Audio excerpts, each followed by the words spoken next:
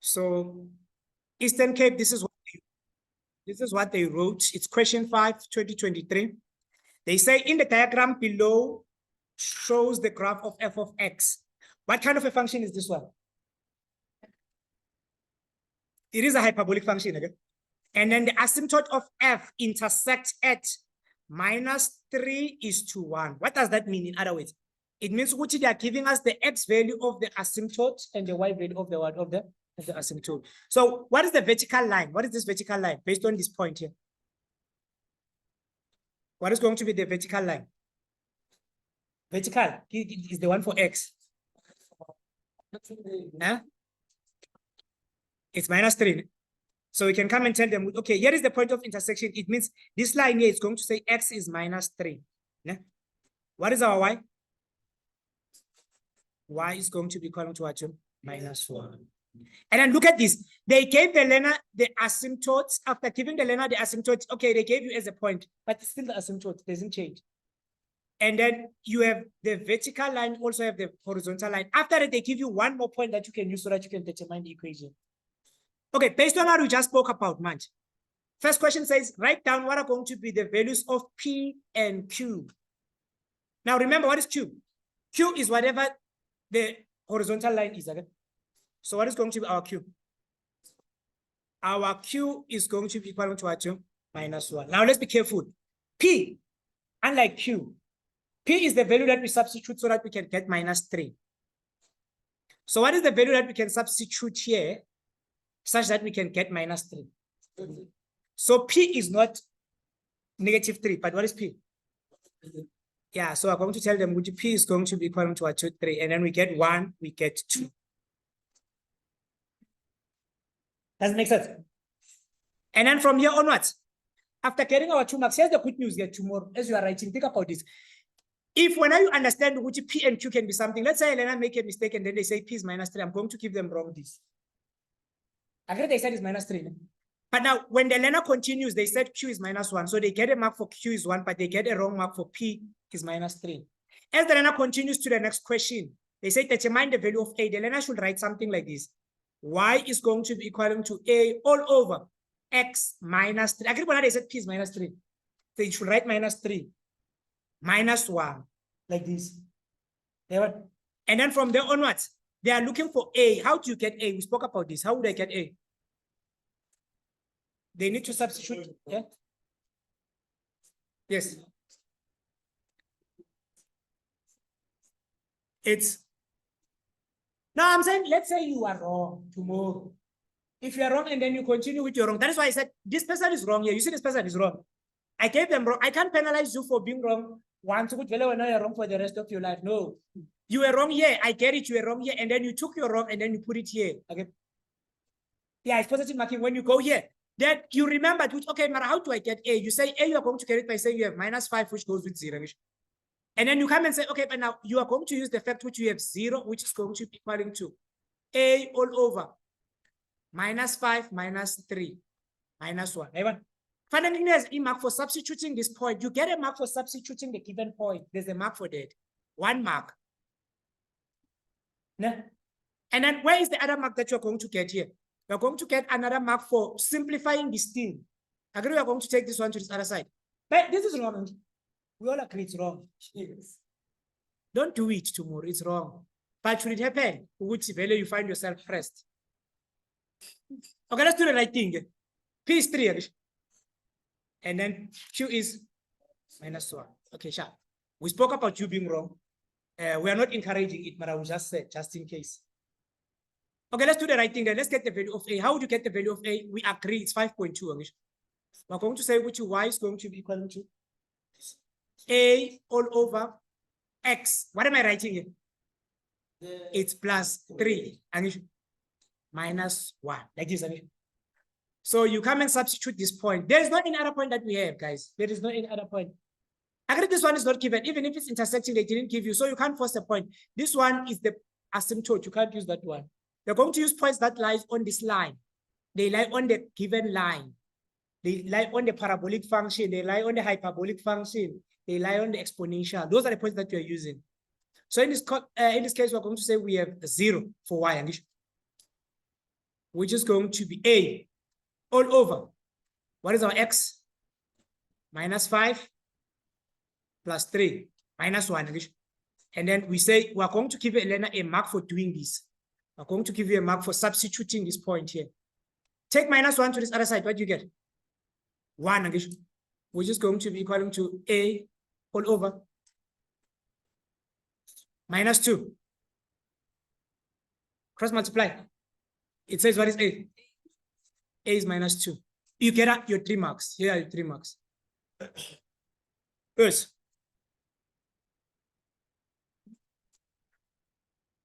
Hence or otherwise calculate the y-intercept.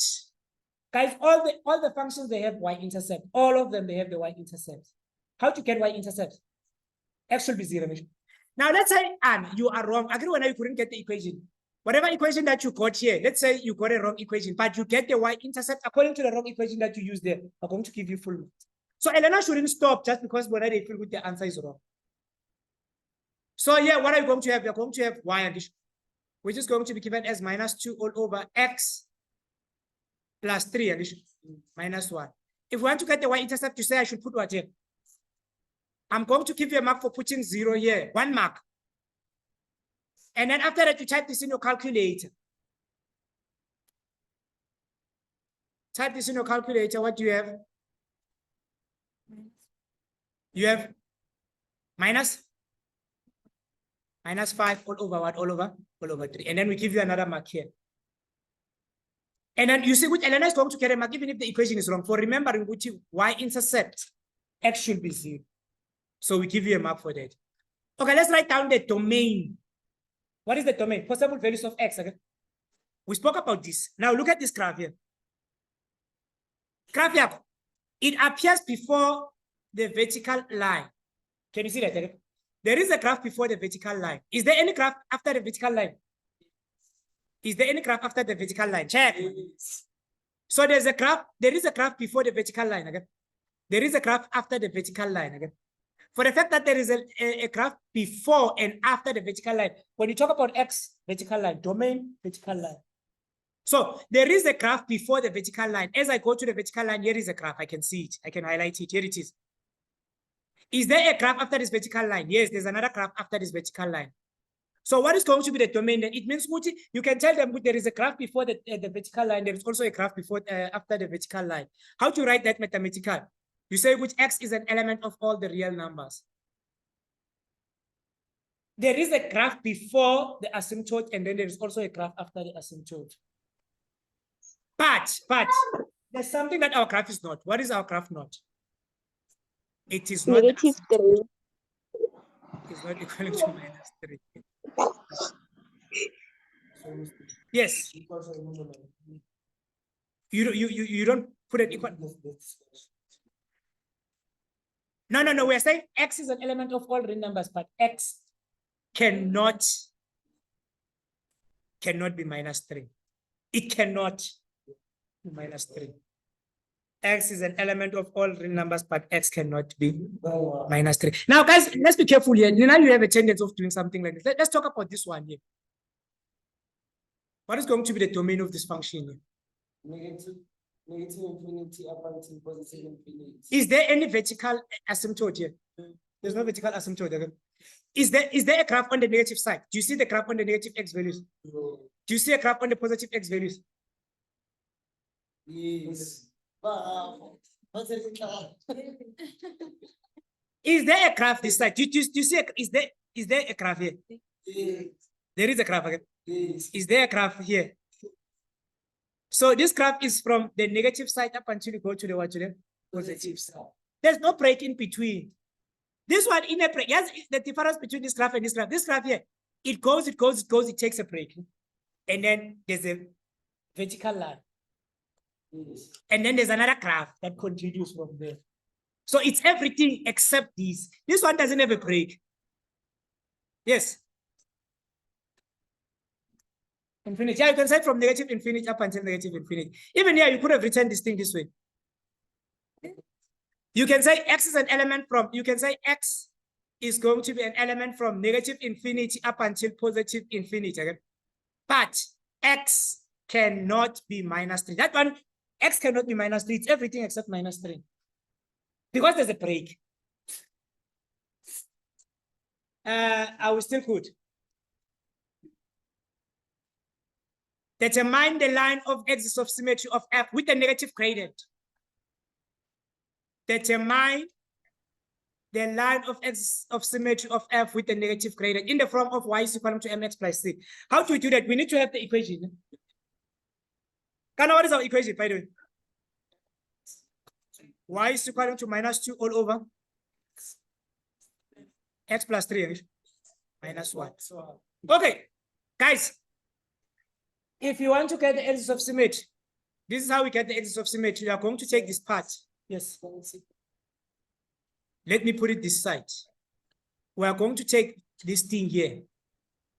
Every time when they ask a learner to get an axis of symmetry, please guys look for this question. It's going to be there. Whether you're determining the equation or they gave you the equation is going to be there. With the negative gradient, to take this thing, we're going to write it as y is going to be equaling to, open bracket, to put minus. Again, you write this thing exactly the way it is. It's x plus 3 minus 1. If they start negative gradient, that's when you put the negative outside. If they start with the positive gradient, you say y is going to be equal. You write it exactly the way it is. It's x plus 3 minus 1. If we continue with this one, we remove the bracket by saying negative multiplied by positive minus x. Negative doesn't affect the minus 1.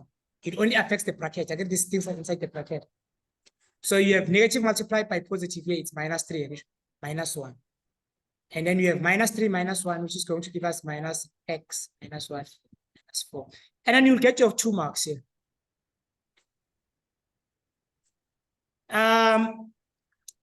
Moving on. For which values of x is the function f of x going to be above the x-axis greater than 0? When we say f of x is greater than 0, we mean with the graph is above the x-axis.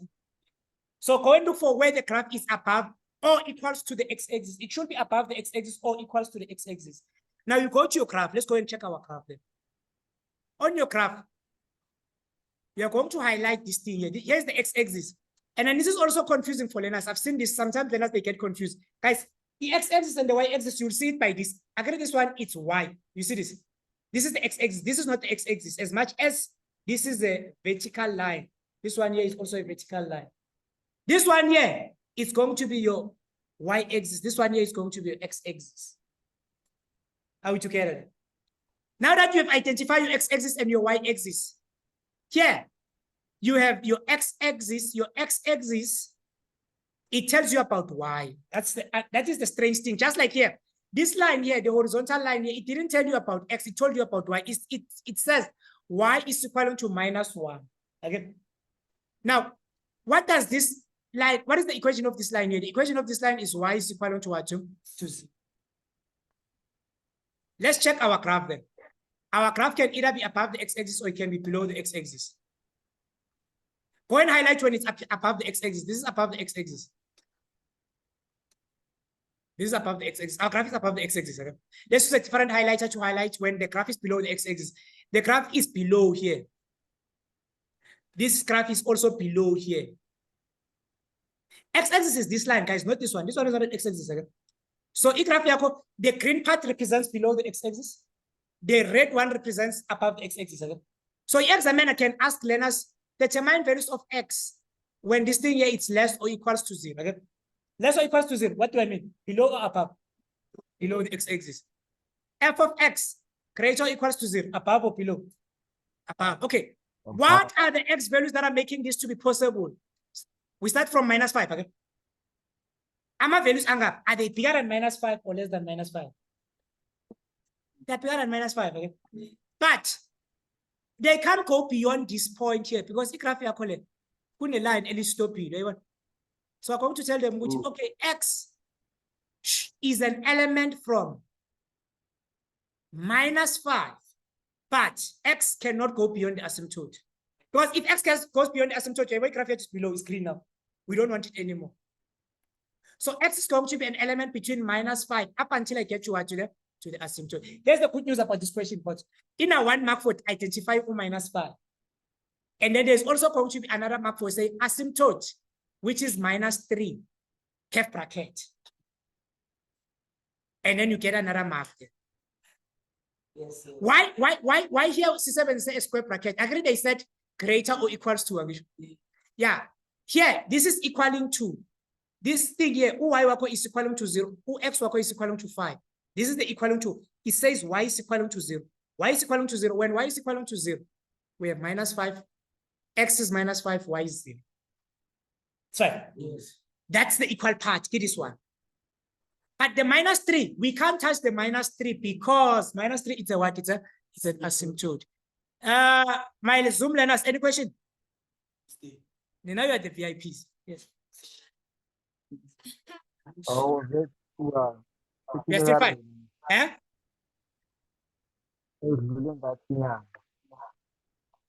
la fame se go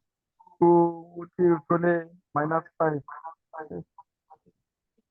I can't hear you, Yasmin. Who's this? Huh?